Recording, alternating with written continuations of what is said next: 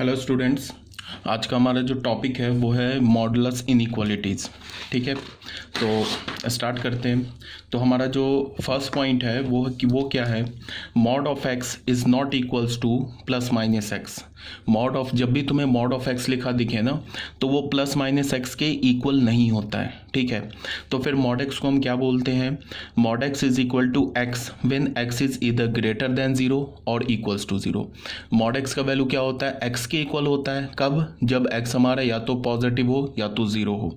और mod x is equal to minus x होता है when x is less than zero.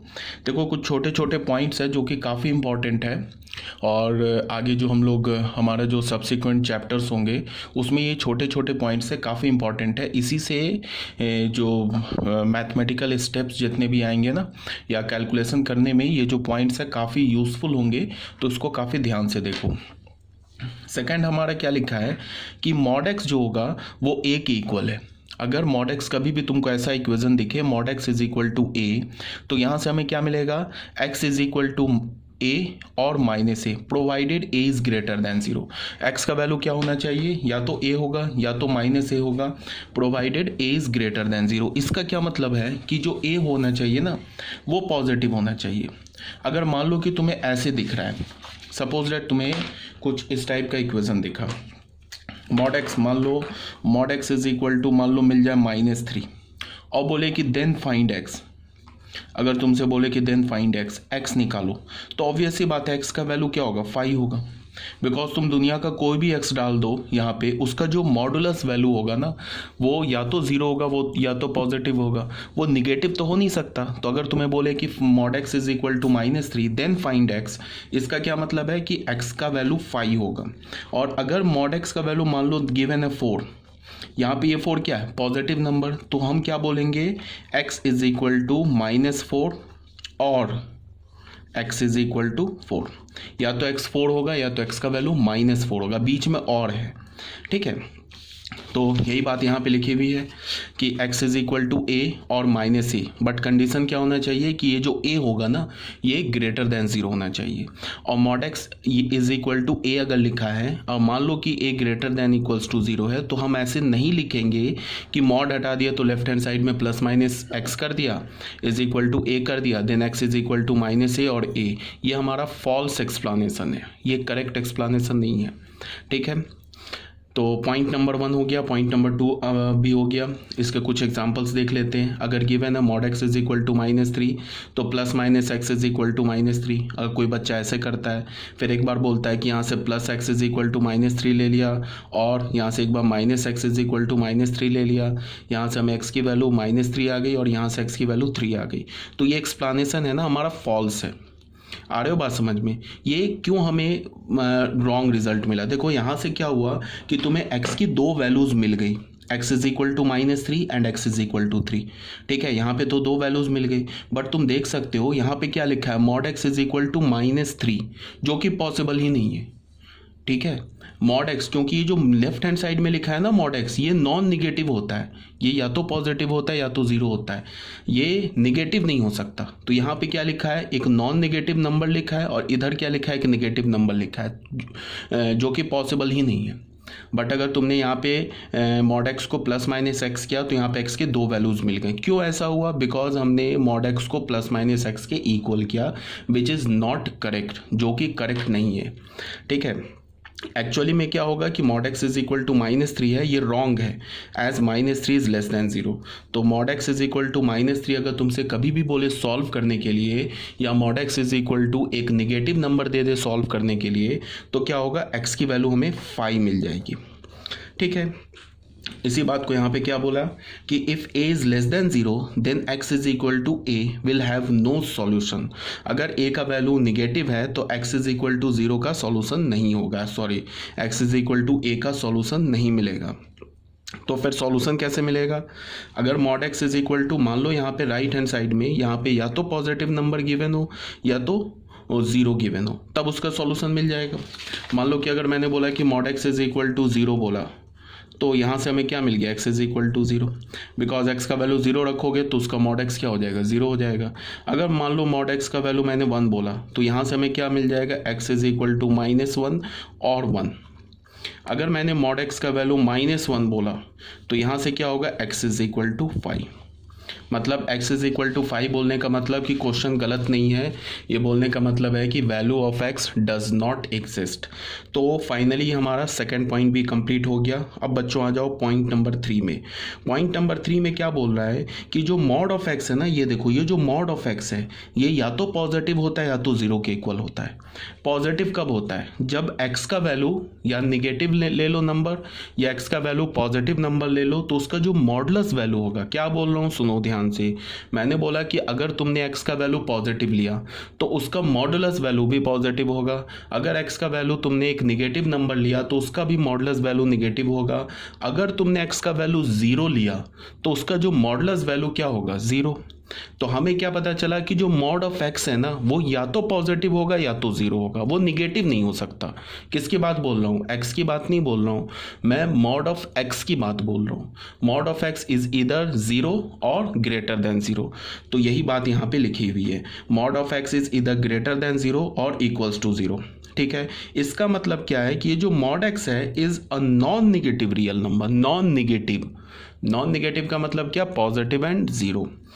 तुम्हें जब भी ऐसे बोला जाए ना कि मान लो कि कोई ऐसे करके कोई बोल दे कि मॉड ऑफ एक्स बताओ क्या होगा, मॉड ऑफ एक्स दे के तुमसे बोले कि बताओ इसका वैल्यू क्या होगा, तो तुम बोलोगे कि तुम कोई भी एक्स का वैल्यू रियल नंबर डालो, उसका जो मॉड होगा वो या तो पॉजिटिव होगा और मॉड ऑफ एक्स क्या होगा, या तो 0 होगा, या तो पॉजिटिव होगा या तो 0 होगा, निगेटिव तो हो ही नहीं सकता। तो इसी को मिला के हमने क्या लिख दिया, ग्रेटर देन 0 और यहाँ से इक्वल्स टू 0 ऐसे कर दिया। तो ये याद रखोगे कि जो मॉड एक्स होता है ना is always non negative real numbers for all x. किसी भी एक्स के लिए मॉड एक्स जो होगा वो हमेशा नॉन निगेटिव रियल नंबर्स ही होगा। अब बच्चों आ जाओ पॉइंट नंबर 4 में। पॉइंट नंबर 4 में क्या है कि गिवन है कि mod of a is equal to alpha, तो where alpha is greater than 0।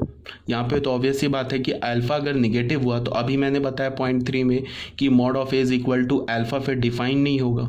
Mod of a is equal to alpha अगर ये डिफाइन तब होगा when alpha is greater than 0। तो ए किसे रिप्रेजेंट कर रहा है, एनीथिंग, कुछ भी हो, एनीथिंग। अब एनीथिंग में एक्सप्रेशन भी आ गया, फंक्शन भी आ गया, नंबर भी आ गया। तो ए किसके बराबर होगा, माइनस अल्फा और अल्फा के इक्वल। मतलब क्या है बच्चों, ये समझो, अगर मैंने बोला मॉड ऑफ ए अगर अल्फा के इक्वल है, बट कंडीशन इसको डिफाइंड होने के लिए ना अल्फा को हमें क्या बोलना होगा, या तो ग्रेटर देन 0 या इक्वल्स टू 0 होगा तो भी चल जाएगा। ठीक है, बिकॉज ये क्या होता है, ये नॉन निगेटिव होता है। नॉन निगेटिव में क्या हो गया, पॉजिटिव एंड 0। अब ये ए कुछ भी हो सकता है। ठीक है, तो यहाँ पे क्या हम लोग बोलेंगे कि किसी भी रियल नंबर का या मॉड ऑफ ए क्या होगा, अल्फा। ठीक है, तो इसको हम कैसे सॉल्व करेंगे, ए का वैल्यू क्या हो जाएगा, माइनस अल्फा और अल्फा।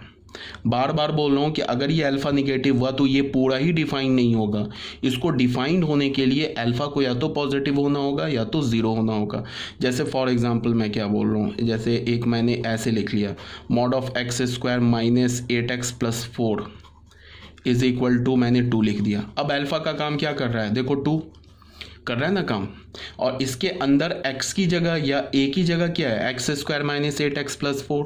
अब मैं बोल रहा हूँ कि ये तो डिफाइंड है। अगर यहाँ -2 कर देता ना तो फिर ये नॉट डिफाइंड हो जाता, फिर क्या होता है, x का वैल्यू 5 हो जाता। यहाँ पे 2 है, 2 पॉजिटिव है तो ये डिफाइंड है। अब क्या होगा कि अब यहाँ से ये a का काम कर रहा है, तो हम इसे सॉल्व कैसे करेंगे, x square minus 8x plus 4 किसके इक्वल होगा, या तो -2 के इक्वल होगा, और बीच में और है x square minus 8x plus 4 या तो 2 के इक्वल होगा। एक तो ये ऑप्शन हो जाएगा, एक ये ऑप्शन हो जाएगा। इसका मतलब क्या है, और है, इसका मतलब यहाँ से तुम क्या करोगे, x की वैल्यू निकालोगे इसे सॉल्व करके, फिर इसे सॉल्व करके x की वैल्यू निकालोगे, और दोनों का यूनियन जो ले लोगे तो इसका फाइनल आंसर आ जाएगा। समझ रहे हो ना बात को। ठीक है, जैसे एक एग्जांपल और ले लिया, मान लो मैंने सेकंड एग्जांपल ले लिया। जैसे मैंने बोला कि चलो क्वेश्चन ही कर लेते हैं, मैंने बोला solve mod of x minus 4 is equal to 5, इसे सॉल्व करो। तो यहाँ पे क्या है, x की जगह क्या लिखा है, x माइनस 4। तो यहाँ से हम क्या करेंगे, सॉल्यूशन हमारा क्या होगा, x माइनस 4, ये जो x माइनस 4 है या तो -5 के इक्वल होगा और ये जो x माइनस 4 होगा या तो 5 के इक्वल होगा। तो यहाँ से हमें क्या पता चला, x इज इक्वल टू, ले जाओगे इधर तो -1 आ जाएगा, और x is equal to 9।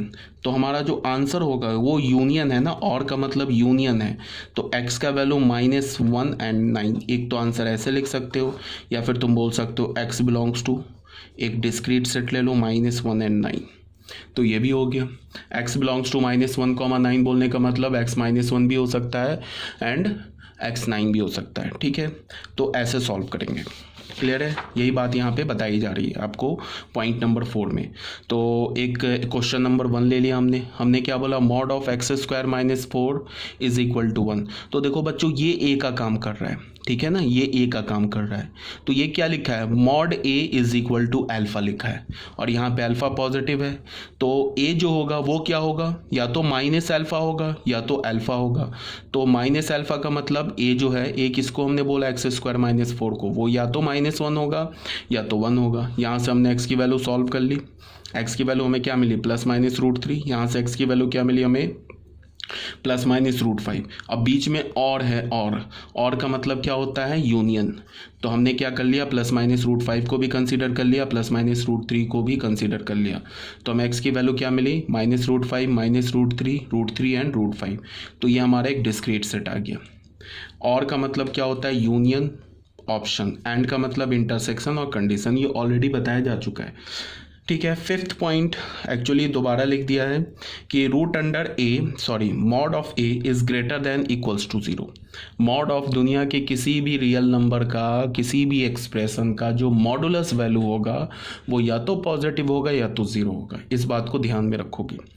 6th point में क्या बोला जा रहा है कि अगर तुम ऐसे देखो, ये हमारे पास नंबर लाइन गिवन है, अगर ज़ीरो की बात करेंगे, ज़ीरो का मॉड क्या होगा, 0। ठीक है, अगर 0 का मॉड निकालोगे, मॉड ऑफ 0 इज 0, और 0 से तुम आगे जाओगे तो पॉजिटिव रियल नंबर्स मिलेंगे, 0 से तुम पीछे जाओगे मतलब लेफ्ट साइड में जाओगे तो क्या मिलेंगे हमें, नेगेटिव रियल नंबर्स।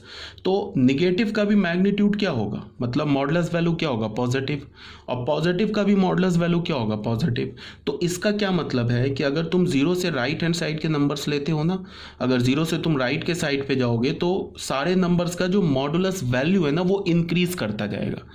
क्यों इंक्रीज करता जाएगा, बिकॉज नंबर्स बढ़ता जाएगा, 1 के बाद 2 के बाद 3, तो नंबर्स इंक्रीज कर रहा है तो मॉडुलस वैल्यू भी इंक्रीज कर रहा है उसका। मॉडुलस वैल्यू को हम एब्सोल्यूट वैल्यू भी बोलते हैं, तो इसका मतलब उसका एब्सोल्यूट वैल्यू भी इंक्रीज कर रहा है। एक बार ऐसे देख लो, 1 का मॉड 1 होगा, 2 का मॉड 2 होगा, 3 का मॉड 3 होगा, 4 का मॉड 4 होगा। तो अगर हम लेफ्ट से राइट जाएं, 0 से राइट जाएं तो मॉडुलस वैल्यू क्या होगा, उसका इंक्रीज करेगा। अब अगर हम 0 से लेफ्ट भी जाएं ना तो भी मॉडुलस वैल्यू इंक्रीज ही करेगा, डिक्रीज नहीं करेगा, बिकॉज -1 का मॉड क्या होता है 1, -2 का मॉड क्या होता है 2, -3 का मॉड क्या होता है 3, तो इधर भी मॉडुलस वैल्यू इंक्रीज करेगा। तो यहाँ पे मैंने क्या लिखा है, ये ऐसे मॉड लिखने का मतलब क्या हो गया कि ये सब मैं ना मॉडुलस वैल्यू लिख रहा हूँ। इसका -3 का मॉडुलस वैल्यू 3, -2 का मॉडुलस वैल्यू 2, -1 का मॉडुलस वैल्यू 1, 0 का 0, 1 2 3 4। ठीक है, यहाँ पे मैंने क्या लिखा है, if we are moving away from 0 then value of magnitude will increase in either direction। Magnitude बोलने का मतलब ही मॉडुलस आ जाता है, या तो हम बोलूँ कि मैग्नीट्यूड ऑफ -2, अगर मैं बोलूँ कि -2 का मैग्नीट्यूड क्या है, इसको मैं ऐसे भी बोल सकता हूँ मॉड ऑफ -2 का मॉड क्या है, किसके इक्वल है, 2 के इक्वल है। तो यही बोला जा रहा है कि अगर तुम 0 से राइट में जाओ या 0 से लेफ्ट में जाओ, नंबर्स का मैग्नीट्यूड इंक्रीज करेगा। ठीक है, देखो दो बातें होती है, एक होता है क्या, एक हम मैग्नीट्यूड बोलते हैं, एक जैसे हमने क्या बोला कि नंबर का मैग्नीट्यूड इंक्रीज करेगा, तो मैग्नीट्यूड इंक्रीज करने का मतलब उसका एब्सोल्यूट वैल्यू इंक्रीज करेगा। ठीक है, एब्सोल्यूट वैल्यू का मतलब उसका मॉडुलस वैल्यू इंक्रीज करेगा। ठीक है, ये था हमारा पॉइंट नंबर 6, ये भी क्लियर होगा। इसमें मैंने कुछ छोटे छोटे एग्जाम्पल्स ले लिए, वो देख लो।